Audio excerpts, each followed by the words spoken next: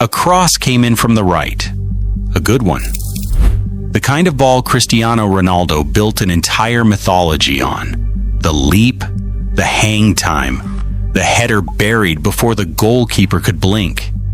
It floated to the back post exactly where he was standing. And Cristiano Ronaldo did not jump. He didn't mistime it. He didn't get muscled off it. He just didn't jump.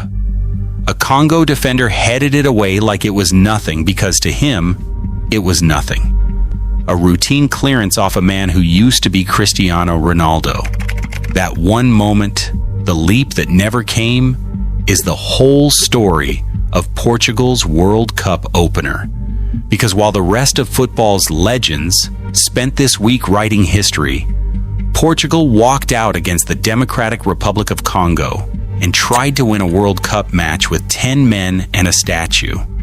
So let's be honest about what we all watched, because the pundits are tiptoeing and the manager is in denial, and somebody needs to just say it.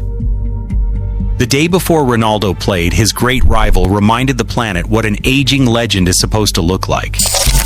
Lionel Messi scored a hat trick against Algeria, dragging himself level with Miroslav Klose as the joint highest scorer in World Cup history, with 16 goals, double Ronaldo's tally. Kylian Mbappe scored twice and became France's all-time leading scorer. Erling Haaland scored twice on his debut. The stage was set perfectly for Ronaldo to answer. He had the chance to become the first man ever to score in 6 different World Cups. And instead, Portugal labored to a 1-all draw against a Congo side ranked among the weakest in the tournament, playing in their first World Cup in 52 years, and Ronaldo was a ghost. Look at the numbers, because they are brutal. Portugal had 75% of the ball, 75%, and they managed exactly 1 shot on target all game. The 6th-minute header from João Neves gave them the lead. Congo, with a quarter of the possession, had more shots on target, and a higher expected goals total than one of the pre-tournament favorites. And the man at the center of it, the supposed finisher, the reason this whole system exists? 25 touches. The fewest of any Portugal outfield player who lasted the full 90 minutes. 3 shots, none on target. It was the 6th time in his World Cup career he has finished a match without putting a single shot on goal. Here's the most damning part, and one writer nailed it. Ronaldo wasn't doing things badly. He was doing nothing at all. There was no shanked volley, no horror miss, no supercut for social media. He was simply a void. A theoretically present human being who might as well have been a wisp of smoke drifting around the edges of the box. For just over an hour, the greatest goal scorer in the history of the sport contributed less than the kit man. And when he finally did get 2 chances, both cutbacks from the byline, he fluffed both wide of the near post. Were they sitters? Not quite. But here's the thing about the player Ronaldo used to be. The player Ronaldo used to be gobbled those up in his sleep. That player is gone. This statue has now gone 10 consecutive games at major tournaments, World Cups and Euros, without scoring. 10. More than 800 minutes. His last non-penalty goal at this level was in June 2021. That's not a slump. That's an ERA ending in public, and everyone can see it except the 2 men who most need to. Because the second chance was worse than a miss. It exposed the ego. Bruno Fernandes was right behind him, in a better position, with a clearer sight of goal, and Ronaldo got in the way of the pass to take it himself. Thierry Henry, watching on Fox, cut straight to the bone. He said the team needs to score, not you. If Ronaldo just steps into the 6-yard box, the defender follows him. And it's a tap-in for Fernandes. But he wants the goal. So he kills his own team's best chance to be the one who scores it. That is the Ronaldo problem in a single play. The drought has made him desperate. and the desperation makes him selfish, and the selfishness costs Portugal. So why on earth is he still on the pitch after 90 minutes? And this is where we stop blaming the 41-year-old and start blaming the coward in the dugout. Roberto Martinez did make substitutions. He took off Bernardo Silva at halftime. He took off Pedro Neto after 70 minutes.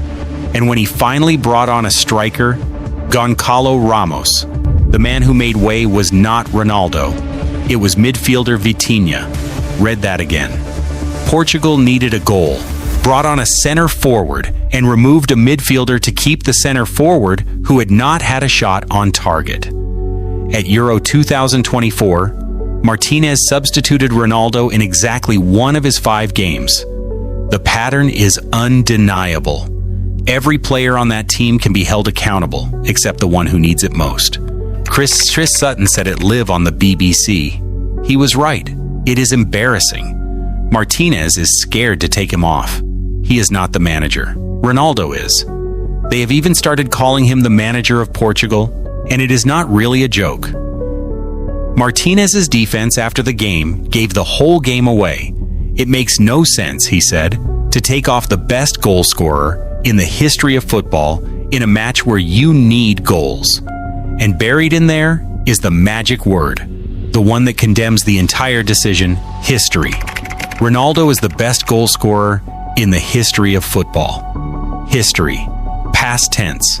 Martinez is naming a player who does not exist anymore and using that ghost to justify starting the man who is left. And before anyone says it is just one bad night, it is not. And the data is merciless. Across Portugal's last 4 matches in major competitions, Ronaldo has played 396 of a possible 420 minutes, and in those games, Portugal scored a grand total of 1 goal. When he starts, Portugal average 1.9 goals a game, and even that number is propped up by a 9-1 thrashing of Armenia. When he does not start, that average jumps to 2.8. The team is measurably, demonstrably better without him. It is genuinely hard to watch that Congo match and not conclude that Portugal would have won it if Ronaldo simply had not played. Now here's the comparison that should haunt them, because it isn't really about age at all. Messi is old too. But Messi adapted. He dropped deeper, became the creator, used his brain and his passing and his spatial awareness, and let the faster players run beyond him. Argentina built a team around an aging legend who accepted a new role, and it works. Portugal built a team around an aging legend who refuses to. Ronaldo still wants to be the number 9, the focal point, the man the cross is for, except the legs that made that role possible left years ago. Anything Messi could do this week, Ronaldo couldn't do better. He could only stand still and wait for a service that meant nothing because he can't get on the end of it anymore. Let me be fair, because this channel doesn't do cheap shots without the receipts. It is not entirely Ronaldo's fault. If you were indulged for long enough, picked every single game, chanted for by a full stadium holding signs saying you'll always be my GOAT, you'd probably believe you still had it too. It's hard to let go, especially with 1,000 career goals glinting on the horizon and your old rival still doing it. And there's even a version where he's useful as a late break glass in emergency option, off the bench, the way Ancelotti uses Neymar, or as a decoy who stands cleverly offside to drag defenders out of shape, as Rooney pointed out. But all of those uses require one thing: Ronaldo on the bench, not anchoring the line for the full 90. The problem was never that Ronaldo is in the squad. The problem is that he starts, he stays, and he strangles a team that's good enough to win this whole thing. And the cruelest detail of all, Ronaldo shouldn't even have played. He was supposed to be suspended for this match after a red card against Ireland, but somehow got a suspended ban and walked onto the pitch anyway. with more than a few people pointing at FIFA's and the host nation's obsession with keeping the famous faces front and center.